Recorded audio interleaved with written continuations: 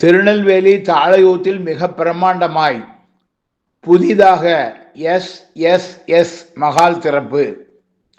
நெல்லை Thalaiyuthu S Mahal திருமண மண்டபம் திறப்பு விழா மீனாட்சி சுந்தரேஸ்வரர் திருக்கல்யாணத்துடன் வெகு விமரிசையாக நடைபெற்றது. இதில் திருவாசக முற்றோதுதல் சிவபக்தர்கள் கலந்து கொண்டு திருவாசக பாடல்களை பாடினர். திறப்பு விழாவுக்கு வந்திருந்த அனைவரையும் எஸ் மஹால் உரிமையாளர் சண்முகசுந்தரம், மணிமேகலை ஆகியோர் அன்புடன் வரவேற்றனர்.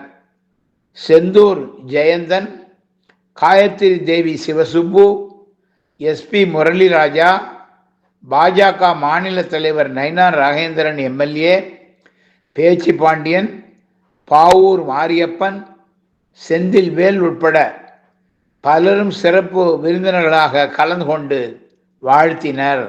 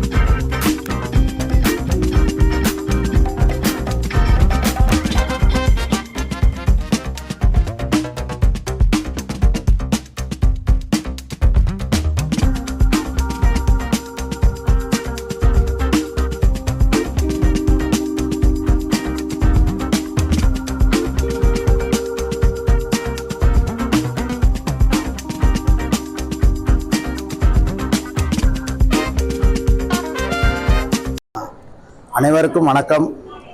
என் பெயர் சண்முகசுந்தரம். திருநெல்வேலி தாளையத்தில் எஸ் மஹால்ங்கிற ஒரு திருமண மண்டபம் இன்று இனிதே ஆரம்பிக்கப்பட்டது. இது ஐயா பேச்சுப்பாண்டியன் ஐயா, ஊத்துமலை ஜமீன்தார் ஐயா, நயினார் நாகேந்திரன் அண்ணன் எல்லாருமா இருந்து குத்துவிளக்கு ஏற்றி நல்ல விதமாக ஆரம்பித்து வைத்திருக்கிறார்கள்.